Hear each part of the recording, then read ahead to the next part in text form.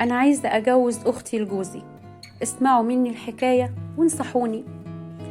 عندي أختي أصغر مني بس غلب السنين فيها، اتظلمت من جوزها كتير قوي قوي قوي، أخد فلوسها وباع دهبها وعفشها وهدومها، غير الضرب والإهانة وكل ما يخطر على البال.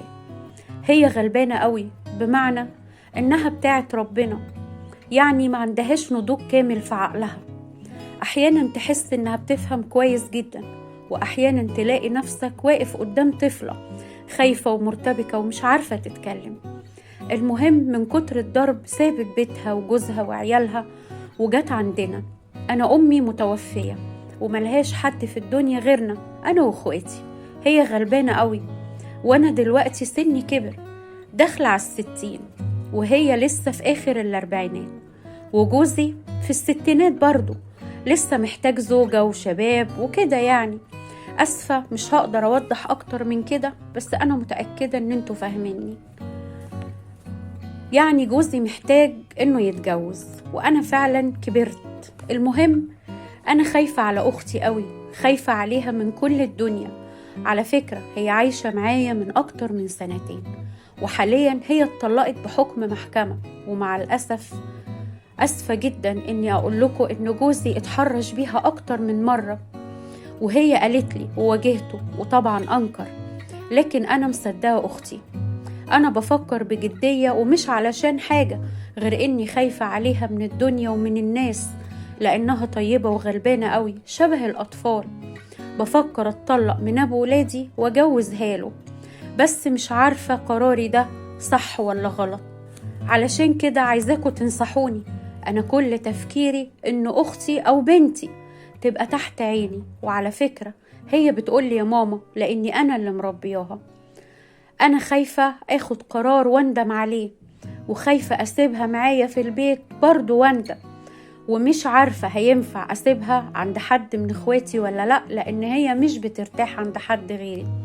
وأنا والله مش بتلكك علشان أتطلق، مع إن في بينا مشاكل زينا زي أي بيت، ومهما كان ده أبو ولادي وأبو الغاليين.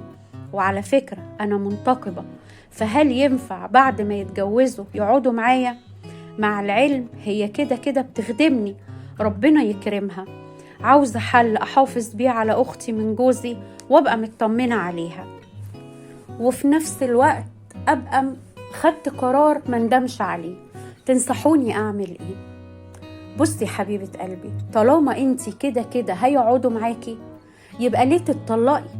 هو لما يتجوز هيكون مرتاح، والمشاكل اللي بينك وبينه هتخف وهتقل، لأن واضح من كلامك إن كل مشاكلكوا في العلاقة الخاصة. انتي كبرتي وما بقيتيش عايزة الحاجة دي، أو انتي ما بقيتيش قادرة على الموضوع ده، وهو مازال مستمر أو هو مازال عنده رغبة. فلما يتجوز ويلاقي حد يلبي رغباته، أكيد المشاكل اللي بينك وبينه هتقل، لأن مش هينفع تتطلقي منه ويقعدوا معاكي في نفس البيت، سواء كنتي منتقبة أو مش منتقبة. هيقعد معاكي في البيت بأمارة إيه؟ بأمارة إنه جوز أختك؟ برضو مش هينفع. فأنت مسكي العصاية من النص، منها تبقي اطمنتي على أختك، وفي نفس الوقت تبقي قاعدة بحريتك وبراحتك، وتبقي حليتي المشاكل اللي بينك وبين جوزك. بس مع العلم لازم تبقي ضامنة إنه مش هيظلمها ومش هيضايقها زي ما كان جوزها بيعمل، عشان ما تطلعش زي ما يقولوا بالبلدي من نقرة وقعت في ضحضيرة. هو ده الحل السليم والحل الأوسط للموضوع، إن انت تفضلي على ذمة جوزك زي ما انت، وتجوزي أختك لجوزك. منها تبقي عفتيها من إنه هو يتحرش بيها وتبقى حلاله، ومنها تبقي اطمنتي عليها وتبقى تحت عينك، وفي نفس الوقت انت كمان ما تبقيش اتطلقتي ومضطرة تقعدي معاهم وانت زي ما بتقولي ست منتقبة، مع ان انا رأيي منتقبة او مش منتقبة ما ينفعش يقعدوا معاكي. هو ده الحل الامثل لمشكلتك ولموضوعك. ودي كانت حكايتنا النهاردة. مستنى رأيكم في التعليقات، واللي اول مرة يشوفنا يشترك في القناة ويفعل زر الجرس، وما تنسوش تدعموا الفيديو باللايك علشان يوصلكم كل جديد. واستنوني في فيديو جديد وحكاية جديدة في حكاوينا مع طومة.